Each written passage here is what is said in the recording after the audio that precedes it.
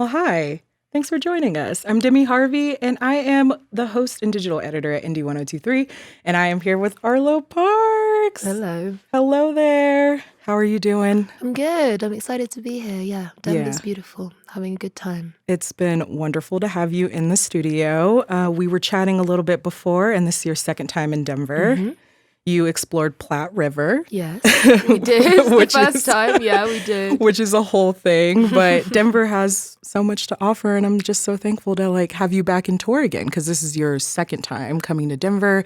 You went to a smaller venue before. You're going to a bigger venue now with Claro. Yeah. And we'll talk about that a little bit later. Mm-hmm. But I have to congratulate you first on the monumental 2021 that you had, because not only were you nominated and you won a Mercury Prize, but you also released your debut album. You've been on multiple TV appearances. It's just been an insane year. Has there been anything that's been really memorable and stand out for you from last year? I think for me, the Mercury Prize was a massive one, especially huge. It took place just next to where I grew up, and my parents were in the audience, and for example, the church where we were doing press was where I would have my Christmas carol service when I was a kid. It was full circle. It was a full circle moment. It was amazing. I also played the venue that I saw my first ever show at in London, which was amazing. A lot of full circle moments. What was the first show? It was this artist called Loyal Kana, who's an English rapper. I saw him in this little venue in West London. Not that little, but a special venue. And, also being able to branch out creatively into other fields. I've been exploring a lot more on the podcast side, on the radio side, which has been really exciting, but too many to count. I just feel overwhelmed by blessings. It's really nice. It's been so lovely to just see you just crescendo into your career. It's been so aspirational to see. Yeah. Thank you. You had it was the BBC Radio 1 show, correct? Mm-hmm. Yeah. That was really cool to hear as well. So, yeah. Well, I want to take it back to Collapsed in Sunbeams, your debut album, which came out in January of last year. And I want to know, how was the process of starting that album out? Did you do lyrics first, some songwriting first, and then you worked with people to help you kind of put together the composition, or what did that process look for you? So essentially it was, it was quite a fast process. Mm-hmm. So some of the songs were made actually within the same 24 hours, like Caroline and For Violet were in the same 24 hours. Whoa. But I basically holed up in an Airbnb, had all my books, all my notebooks, all my journals from when I was 13 years old or whatever. And then we basically wrote, I would write the lyrics on the spot and we'd record everything. And there was the song was kind of almost finished there and then. So super fluid. Yeah, very fluid, very immediate. Wow. A couple of them were demos that I started off making in my childhood bedroom and then finished off later. Mm-hmm. But overall, the process was there was definitely a sense of urgency to it. Yeah. Things were really very much flowing out of me. I felt like a vessel of some kind, and it was just flowing through me. Yes. It was wonderful. Yeah. And did you have a network of friends that were musicians that were kind of helping you create the sound, or did you kind of already know what you were going for? I mean, honestly, it was almost like a collage of all my influences. Yeah. And I always work with multi-instrumentalists anyway. Mm-hmm. So there wasn't really that recording process afterwards where you bring in a guitarist, you bring in drums. Yes. My drummer did play on a few of the tracks, but in general, it was very much first thought, best thought, kind of bottle the lightning kind of approach to things, which was really nice. Wow. Yeah. That's so high energy as well. Yeah, it was. I can just imagine the energy in the room was just buzzing the entire time. Yeah, I was trying to channel that excitement, when I first started off making music, it was in one room and I had access to, limited material, and I was so excited about what I was making. Yeah. And I wanted to kind of put myself back in that excited space. I love that. And why so many people around the world connect with your music, and so many different audiences as well, is it's about love and heartbreak and introspection, mental health. There's just so many themes, why people can just find your music so relatable. Was there any songs where you were I'm being a little too vulnerable on this, I don't know if I publicly want to share this song? I don't think so, because when I was making the records that I was referencing were people like, Elliott Smith or Joni Mitchell, Phoebe Bridgers, all these artists that are very transparent. And I You kind also of said knew like Radiohead too. And exactly, things like, exactly. And there was no real filter when I was writing it, and I wanted to feel a bit on edge, a bit like I was at the edge of my comfort zone. Yeah. I think when you feel completely comfortable, then it means that you're not maybe pushing yourself that extra little centimeter. And so, I had a bit of a buzz in my chest, and I was like, okay, this is a little bit vulnerable, but I knew that I was on the right path when I felt that way. Yeah, you definitely were, because I see it when I'm at shows, which I know I keep teasing it, but we're going to get there. We're going to get there. But you've also talked about like your writing process and having journals and books and things like that. You also do poetry, but are there any like publications or writers that helped influence your song style specifically? Yeah, in terms of like prose and poetry and stuff, or Yes, songwriters? and towards of poets and writers. Okay, definitely. I mean, when I was making the record, I was reading On Beauty by Zadie Smith. Mm-hmm. I was rereading some Audre Lorde, listening to a lot of... I was listening to the On Being podcast a lot, which brings in like philosophers, thinkers, like religious leaders, spiritual people, and they just talk about like their work and how they make the world a better place. And Mary Oliver did one, who's a poet that I love, and she talks a lot about nature and everything. But I guess I was going quite broad, and I was really pulling from writers that had that transparency, that vulnerability, but who were pulling from all different kinds of like countries and ways of living and cultures. Like reading Giovanni's Room by James Baldwin, for example, was a big one for me. It's a very like heavy read. Heavy and very vulnerable and heart-wrenching. And I guess I was just throwing myself into material that had that heart-wrenching quality to it and that felt really authentic and real and believable. Yeah. It's nice to have all those different perspectives as well. And just like, oh, hey, this is something that I can relate to that can also bring that out of my songwriting, which is so cool. And did you have any mentors musically that you like kind of gravitated to growing up? Like, was there somebody like coaching you, like vocalists or with songwriting or anything like that? Helping you in the music industry too? Not really. I feel like I kind of came into it not really knowing anything and figuring out as I went along. Oh my gosh. You just like hit the ground running and was like, let's go. Yeah, basically. I remember like when I was playing shows when I was a kid, and I would literally get sent tickets from this promoter, like physical tickets, and I'd ride around on my bike, and like my friend would pay like 10 quid, and I'd like put it in an envelope and like post it and give them a ticket. It was very much like I did not know how it worked. You were like street teaming, essentially. Yes. It just, like I very much figured it out as I went along. And now I have community and I have friends and I have a network. But when I was starting, it was very much like, let's just see what happens. I couldn't imagine being like overwhelmed by all of that as well. Yeah. And I bring up the mentorship because at Indie, we have this program that's called the Local 303, and it's like a Colorado musician program where we like spotlight local artists. And so it's nice to have like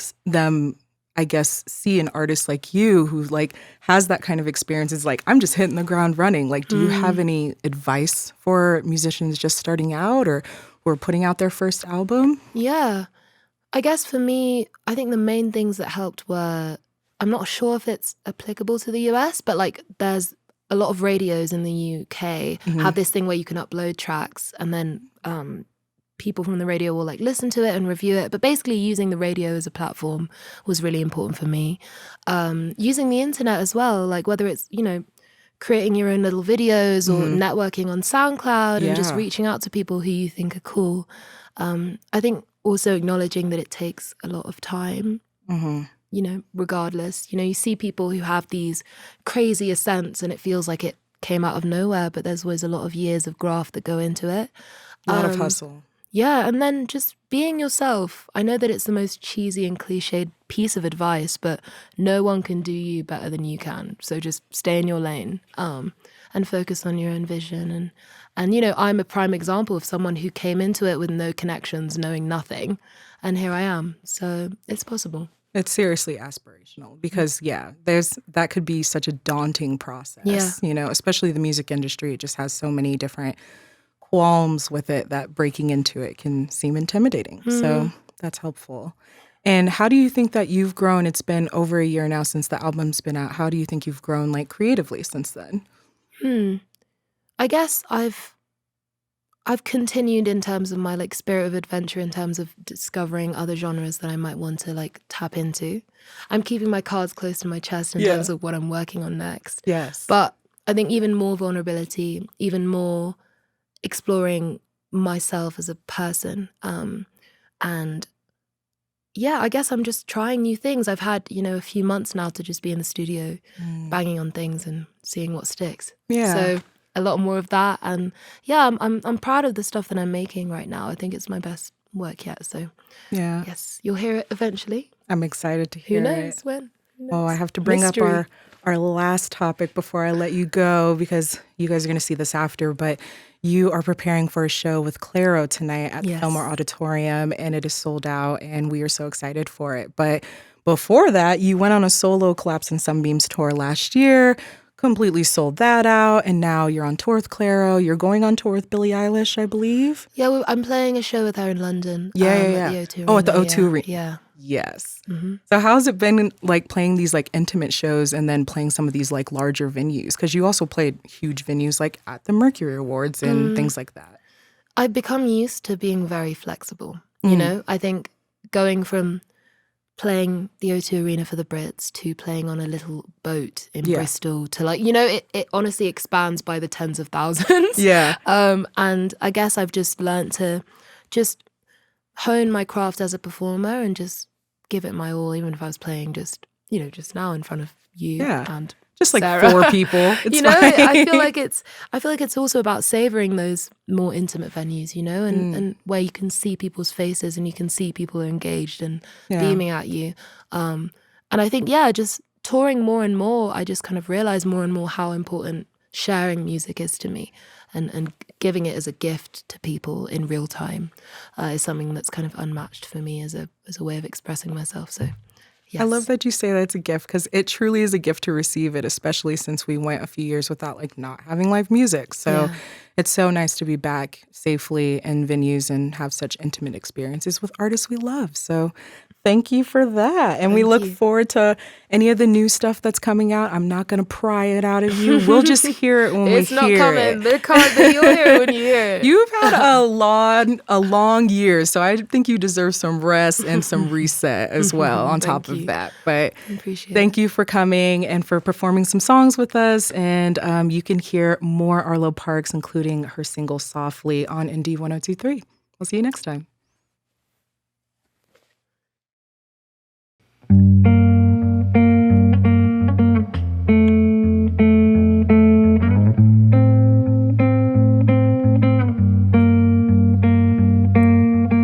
I had a dream we kissed and it was all amethyst.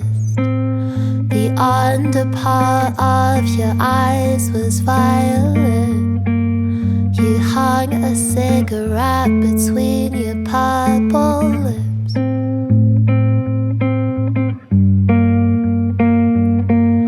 We've been best buds since 13.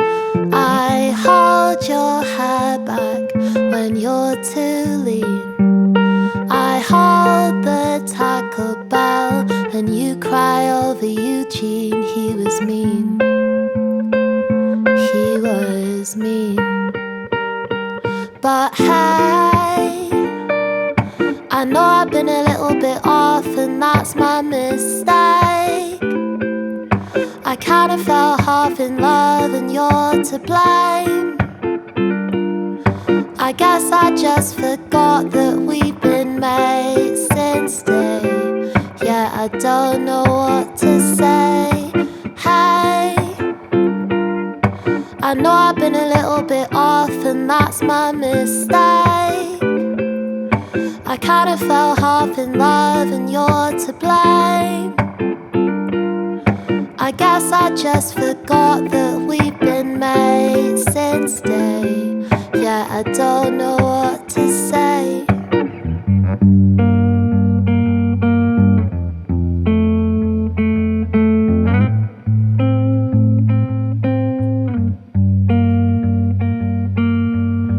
Seeing you with him burns, I feel it deep in my throat. You put your hands in his shirt. You play him records I show. You read him Sylvia Plath. I thought that that was our thing. You know I like you like that. I hate that son of a. We've been best buds since 13, but that don't change the things I feel. Oh, when I see you smile with your teeth at Eugene, yeah, I can't deal. But hey, I know I've been a little bit off and that's my mistake. I kinda fell half in love and you're to blame. I guess I just forgot that we've been made since day. Yeah, I don't know what to say. Hey, I know I've been a little bit off and that's my mistake. I kinda fell half in love and you're to blame. I guess I just forgot that we've been made since day. Yeah, I don't know what to say.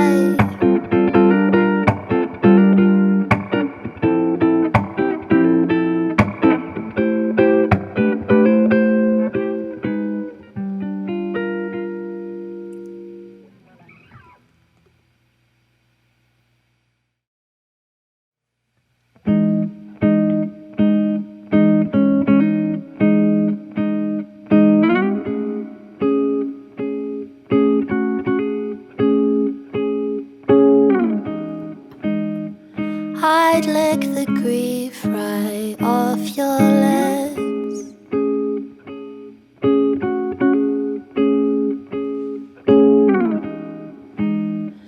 You do your eyes like Robert Smith.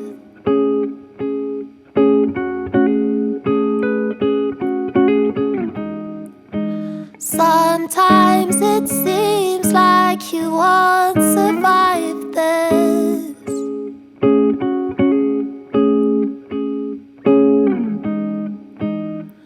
And honestly, it's terrifying.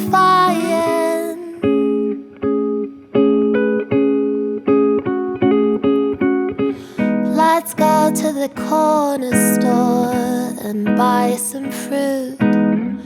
I would do anything to get you out your room. Just take your medicine and eat some food. I would do anything to get you out your room. It's so cruel what your mind can do for no reason.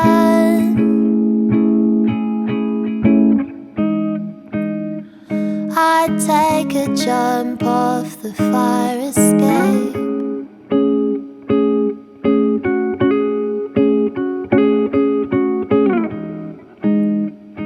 To make the black dog go away.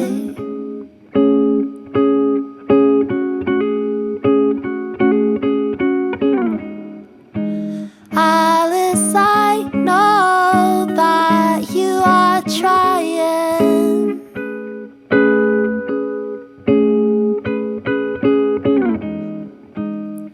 But that's what makes it terrifying.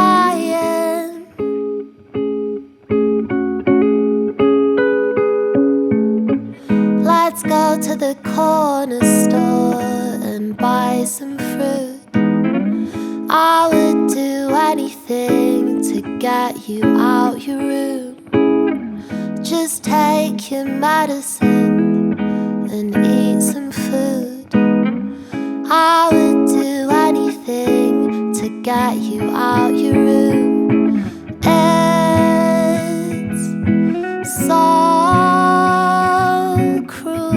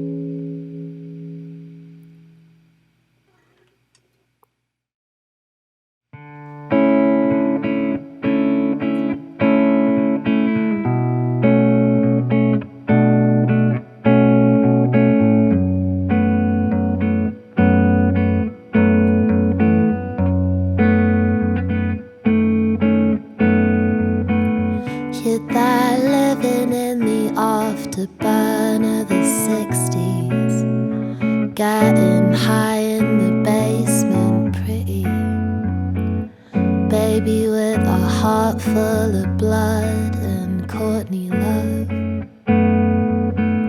You got the pawn shop blues in this bitter city, crying hard in the basement, pretty angel, quiet down when your dad takes you out. Do, do, do, the sadness ain't you. Do, do, do, you wanna jump off the roof, but I love you.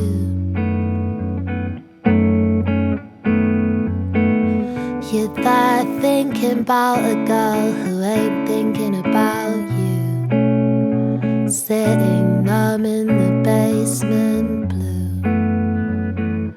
Baby, you're wishing you could die with the moon, but I would miss you. You're there picking out your flaws from 3 a.m. till noon, like the bad kids at school used to do. Well, fuck 'em, you turned out so kind and so cute.